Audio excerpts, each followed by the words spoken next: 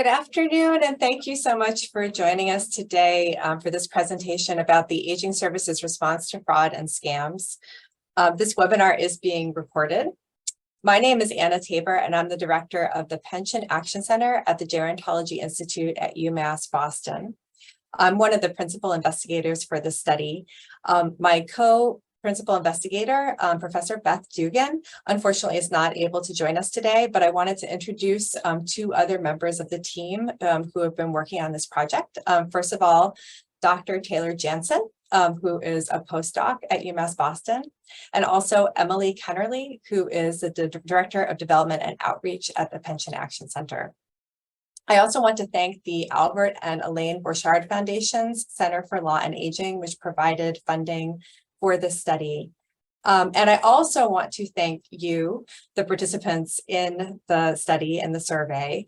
We could not have done this project without you, and we are incredibly grateful that you took the time out of your busy days to provide us with information about your experiences and with your insights.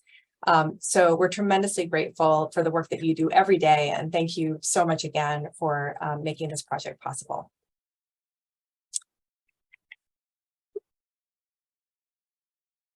In today's webinar, we're going to be discussing our survey, the design, the methodology, the survey responses, and some of the recommendations that came out of the survey. First, I want to give you an overview of the problem, and then when we wrap up, I also am interested in hearing from you your response to our presentation today. And I have two questions here that I wanted to ask you to keep in mind as we continue our discussion. So first of all, we are eager to hear from you. What would help you to help your clients to avoid fraud and scams? And also, what partners do you wish could provide greater assistance? So please feel free as we speak today to make comments in the chat area of the Zoom or to submit questions to us. If you don't have a chance to do so during the webinar, also please feel free to follow up with us. We'll provide our contact information, and we would love to hear from you and to continue this discussion.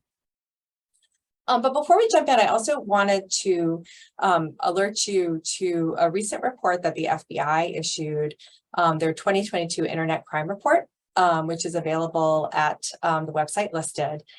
And this is an annual report, but the most recent installment has information about the FBI's recovery asset team.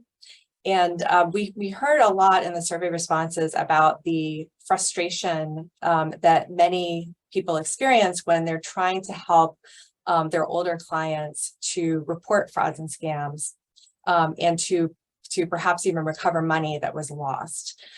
So we wanted to make you aware of this resource. This report advises that when a fraud or scam occurs, it's important to first of all contact any financial institution that's involved, to ask the financial institution to freeze the funds that were involved. But also the report recommends filing a complaint with the FBI at this website. And according to the report, this will trigger communication between the FBI and financial institutions that are involved that could help to facilitate a freeze of the assets or a recovery of funds. So we were very interested to read about this, and we wanted to share this information with you today so that if it would be helpful to you, you can look at that report and learn more about it. So let's talk now about fraud and scams against older people, particularly since the beginning of the COVID pandemic. Our study was focused on financial fraud and scams, which is defined as acts perpetrated by a stranger or someone else outside of a conventional trust relationship. Scams involve the intentional distortion of the truth to convince someone to part with their assets, with their money, with their personal information. And this is distinct from financial abuse. Financial abuse occurs when an older person's resources are used improperly by someone in a position of trust, such as a family member, a friend, a caregiver. And this is, of course, a very serious and significant problem, but the focus of this study was financial fraud and scams, acts that are perpetrated by strangers. Here, I'm showing you a graph that is from the report that I mentioned earlier, showing trends in complaints and in losses over the last 5 years. As you can see, a tremendous amount of money has been lost, and that those amounts have been increasing. And complaints have also been increasing, although there was a slight dip from 2021 to 22, but really significant increases from 2019, and into the future as we have been going through this pandemic. This chart is also taken from the FBI report. And this chart shows a breakdown of complaints and losses by age. And as you can see, the 60 plus group has the largest total losses, over $3 billion in 2022. The number of complaints that came from people 60 plus is also very high. It's one of the highest groups shown on this chart. Interestingly, the group with the most complaints is actually 30 to 39. And it's worth mentioning that, of course, this is a problem that doesn't just affect older people, it affects people across the life cycle. And in fact, there is evidence that, that younger people may be as vulnerable, more vulnerable even to these frauds and scams than older groups of people. Nonetheless, the focus of our study was on frauds and scams against older people, and looking in particular at the organizations that serve older people. And of course, there are many reasons why looking at this as an issue that affects older people is important. Older people are less likely to be able to recover from the financial setback of losing funds. They are less likely and may be uniquely affected by the emotional impact of experiencing a fraud or a scam. Also, there are frauds and scams that specifically target older people, such as grandparent scams, where someone impersonates a grandchild or acts as though they're acting on behalf of a grandchild in order to induce someone to send money. And the fact that these are scams that specifically target older people is certainly an aggravating factor in these crimes. And then, of course, also, if older people are experiencing cognitive impairment, that could make them particularly likely to engage with a scammer, because they may have difficulty identifying a communication as a scam as opposed to a legitimate communication. So for all these reasons, it certainly is important to think about how these scams affect older people. While they, again, affect people across the life cycle, also it may be worth scholars thinking in the future about how ways of avoiding scams, may need to be targeted for different age groups. And now I'd like to turn the presentation over to Dr. Jensen to talk about the survey. Hi, everyone. My name is Taylor Jansen. I work primarily with Dr. Beth Dugan, but I served as the lead research assistant on this project. So I'm going to quickly talk you through the methodology behind our survey that you participated in last year. And I go ahead and thank you. So last summer, we launched a Qualtrics survey, which attempted to better understand the experiences of the aging service providers in Massachusetts regarding fraud and scams among the older adults they serve. What patterns or practices were present in this area, what were the best practices, and what is needed. And these are just a host of some of the research questions we hope to address. In designing the survey, though, we consulted with the MCOA, the Executive Office of Elder Affairs, as well as the Greater Boston Legal Services.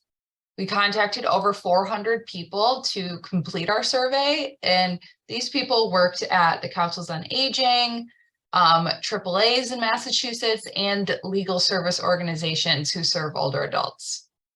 The survey was developed and administered in Qualtrics, which is an online survey software. The survey results were exported and reviewed manually, And due to the open-ended nature of most of the questions we asked, the results were then reviewed by the research team and responses were coded pretty thematically. We didn't do an extensive coding, but pretty higher level. And overall, our response rate was about 50%, which is pretty good. Our survey respondents represented over 180 cities and towns in Massachusetts, and they represented the state geographically as all counties were represented.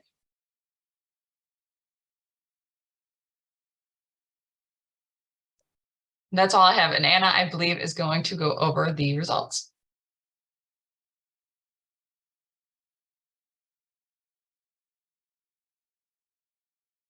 Okay, all right, so let's talk about the survey results. First of all, we found that at this point in the pandemic, when you responded to this survey, over 90% of the organizations that responded were providing in-person services at the time of the survey. And on average, 3/4 of services were being provided in person versus about 1/4 being provided remotely. And the way that services were being provided remotely included telephone, email, social media platforms, and also live video streaming apps. A key finding was that almost all respondents had encountered at least one older client who had engaged with a scam. And 47% believed that scams had increased since the beginning of the pandemic. About 1/3 said they believed that they had stayed about the same since the pandemic began, rather than having increased or decreased. The respondents described the types of scams that their clients encountered, and these included confidence scams, like romance scams or grandparent scams, government impersonator scams, phishing scams, scams about claiming money from a lottery, a sweepstakes, or an inheritance, also tech support scams. And the respondents also described a wide range of agencies and entities that were impersonated, including the IRS, Medicare, Social Security, utility companies, and Amazon was specifically mentioned by several respondents as well. Anna, can you just turn your video back on? No, no, I apologize.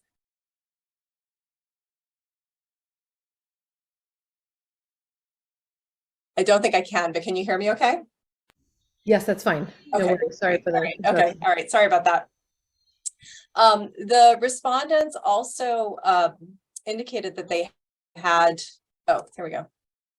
The respondents also indicated that they had mixed experiences with reporting. So 18% reported that they were very satisfied. 25% reported that they were somewhat satisfied with their experiences reporting fraud and scams. 26% were neither satisfied nor dissatisfied. So really pretty sort of mixed experiences across the board.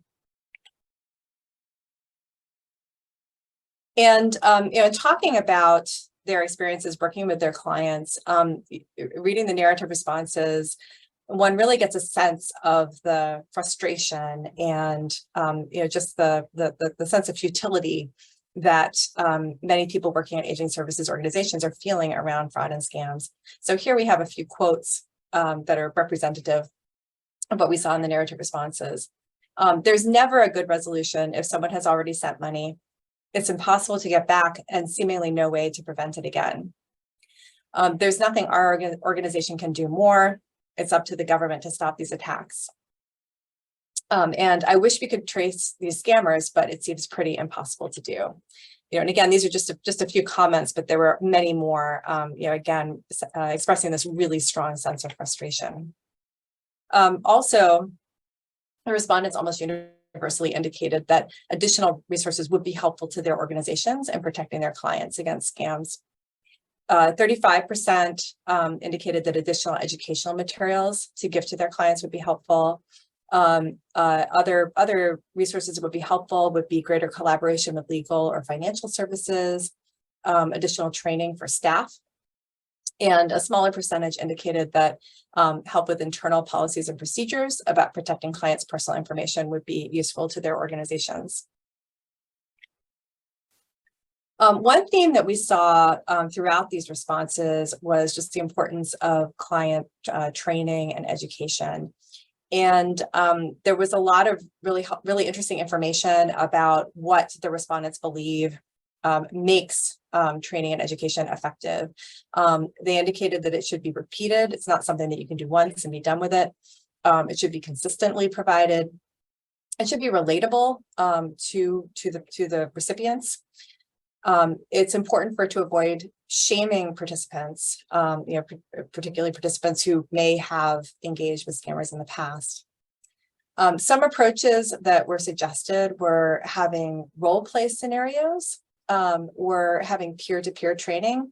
And these were suggested as ways to make training and education more relatable, to engage people who, otherwise might think that this is something that only happens to other people, but to really try to get across that these scammers are really very, very tricky, and that anyone can be taken in by one of these scams. Based on these findings, we developed a few recommendations, and we'd like to present these to you today, but we do so also with the recognition that you are the experts on this.